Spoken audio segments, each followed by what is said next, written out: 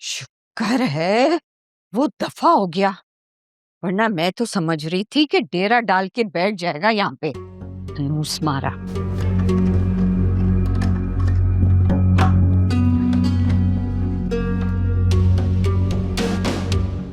आजा मेरी बच्ची, आ। इस लिज्जत से पीछा छुड़ाने का यही एक रास्ता था, वरना मैं अपनी फूल जैसी बच्ची के साथ ऐसा करती भला? माँ, ऐसा सलूक ना कोई सुतेलियों के साथ ना करे। हाथ खोलो मेरे। अभी तो तू मुझे बातें सुना रही है, कल को दुआएं दे और सलाम तुझे रुसवा कर देगा। वो तेरा और मेरा वक्त जाया कर रहा है। चला।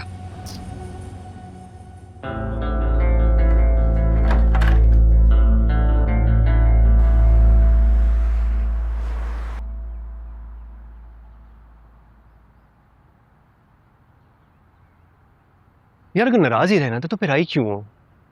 अब मुझे बताओ मैं इस गूंगी रीशा का क्या करूं? यू नो व्हाट, मैं उठ के जा रहा हूं। अगर मैं कुछ बोलूंगी ना तो मैं तुमसे लड़ूंगी, इसीलिए मुझे चुप रहने दो। तो यार लड़ लो, एटलीस्ट मैं बोर तो नहीं होऊंगा ना। जैन, लड़ा ना अपनों से जाता है, तुमसे लड़ने का क्या फायदा?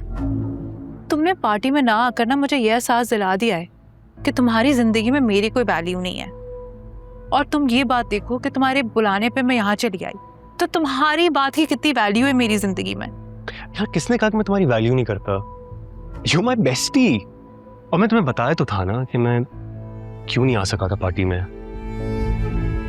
हाँ बताया था, लेकिन क्या तुम मेरी खातिर थोड़ी देर के लिए भी नहीं आ सकते थे?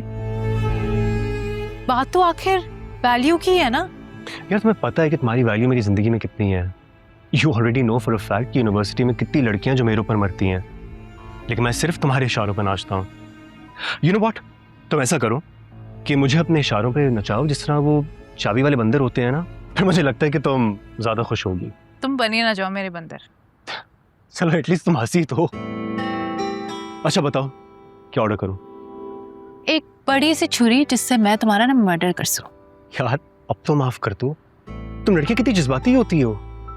जो भी हूँ, पसंद तो तुम्हारी हूँ ना।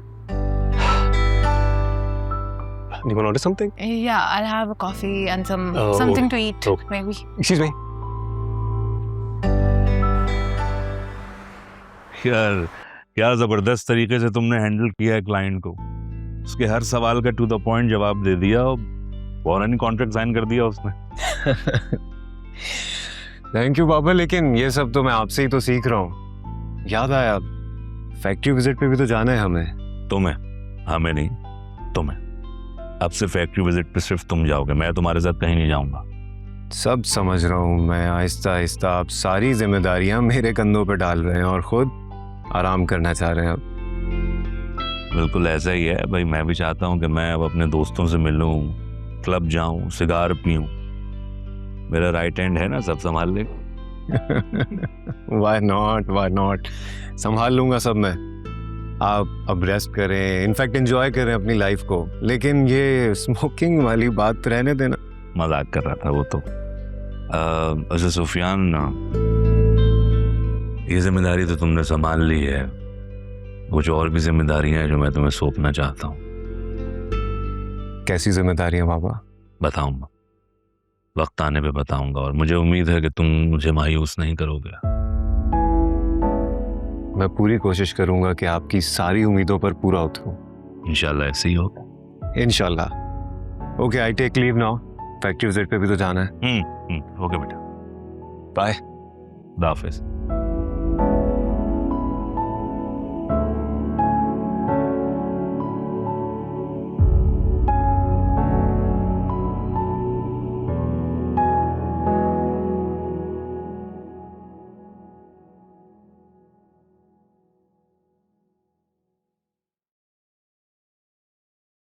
ये लो मेरी बच्ची, खा लो, क्योंकि सुबह से तुमने कुछ भी नहीं खाया।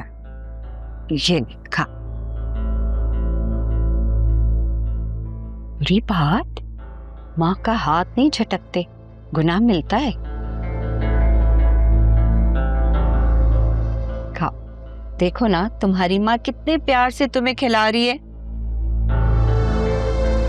वाह अम्मा, बहुत लाड दिखा रही हो अब तुम। तब कहाँ था तुम्हारा प्यार, जब तुमने मेरा हाथ मुंह बांध कर मुझे 2 घंटे की अलमारी में बंद कर दिया था? तब तुमने इतना सा भी नहीं सोचा कि मैं मर सकती थी। मरी तो नहीं ना। फिजा, मुझे एक बात पे यकीन है, इंसान जब मरता है जब उसका वक्त पूरा होता है। अगर तुम मर जाती ना तो मैं सब्र कर लेती और सोचती कि तुम्हारा वक्त पूरा हो गया है। अम्मा तुम इतनी जालिम होगी, मुझे अंदाजा नहीं था। चल, अभी तो अंदाजा हो गया है ना। ठीक है, चल खा लो खाना, वरना ऐसा ना हो कि ये भी बंद कर दूं। नहीं खाना मुझे। ठीक है, मत खाओ, मैं हूं ना, खुद ही खा लूंगी। और तुम अपने शौक के साथ पेट भर लेना।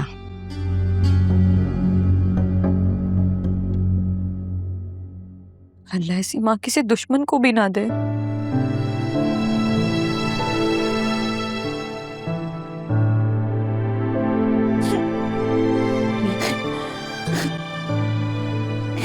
पापा प्लीज। बैठे रहो बैठे रहो। नहीं, अरे मैं आपके पास यहाँ बैठूंगा। I am really proud of you Sufiyan. कल दावत में जितने मेरे दोस्त आए हुए थे, बिजनेस पार्टनर्स थे, उन सबको तुमसे मिलकर बहुत खुशी हुई। सब तुम्हारे साथ बिजनेस करना चाहते हैं। I am glad to hear that, लेकिन ये सब तो आपकी दुआओं की वजह से। बिल्कुल, माँ बाप की दुआएं औलाद के लिए बहुत जरूरी होती हैं। उन दुआओं से औलाद फलती फूलती है। अब अरसलान और राफे की मिसाल ले लो। अरसलान अपनी नाफरमानी की वजह से कुछ नहीं कर सका, जबकि राफे कुछ ना होने के बावजूद भी कितनी तरक्की कर रहा है, सिर्फ अपनी माँ की दुआओं की वजह से। बाबा, आप अरसलान के लिए परेशान नहीं हो, वो ठीक हो जाएगा। ओके। अरे तुम ये बताओ, तुम आलिया के घर गए थे, उसके बच्चों से मिले, कैसा लगा तुम्हें?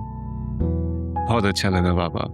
उनमें एक अपनाइयत है, एक अलग ही सुकून है उनके घर में, जो कि दिल चाहता है कि बार बार वहां जाओ। बिल्कुल, मेरा भी दिल चाहता है कि मैं बार बार वहां जाऊं, मगर वक्त मुझे इतना मिलता नहीं है। तुम तो जा सकते हो वहां पर, भाई तुम्हारे चाचू का घर है, तुम जब चाहे वहां पर जाओ, और उन लोगों को भी तुमसे मिलकर बहुत अच्छा लगेगा। ये बात राफे और चची जान की हद तक तो ठीक है, लेकिन साइशा आई थिंक मुझसे अनकंफर्टेबल होती है, उसे मेरा वहां जाना अच्छा नहीं लगेगा। जायशा को तुम्हारा वहां जाना अच्छा नहीं लगेगा? क्यों, कुछ कहा है उसने? नहीं, कहा तो कुछ भी नहीं है सच, बट मुझे फील होता है। आई मीन, जब भी हमारा आमना सामना होता है, she behaves quite oddly, I don't know why, but और मेरे किसी सवाल का जवाब भी नहीं देती। सुफियान, ये जो जायशा के बिहेवियर है ना तुम्हारे साथ, ये एक्शन का रिएक्शन है। अरसलान और अरीशा जो बिहेवियर रखते हैं राफे और जायशा के साथ, बस ये वही है। तुम समझ रहे हो? मुझे ऐसा लगता है। पर अभी भी मुझे बात समझ नहीं आई। आई मीन, देखिए ना, आप उनकी जब भी बात करते हैं बहुत एडमायर करते हैं उन्हें, उनकी बहुत तारीफ करते हैं। इवन मैं उनसे मिला हूँ, मुझे भी वो लोग बहुत अच्छे लगे हैं। पर ये बात समझ नहीं आई, अरसलान और अरीशा को क्या प्रॉब्लम है, जबकि वो तो उनके साथ रहते हैं, फिर मिलना पसंद क्यों नहीं करते? शेरी की वजह से। शेरी ने मेरे दोनों बच्चों के जहन में एक अजीब मटीरियलिस्टिक और एलिटिस्ट किस्म का उनका दिमाग कर दिया है। बस वो बदजन हो गए हैं जायशा और राफे से। मॉम ने, बाबा मॉम ऐसा क्यों करेंगी? वो तो खुद उनके साथ बहुत ज्यादा नाइस हैं। She cares for them.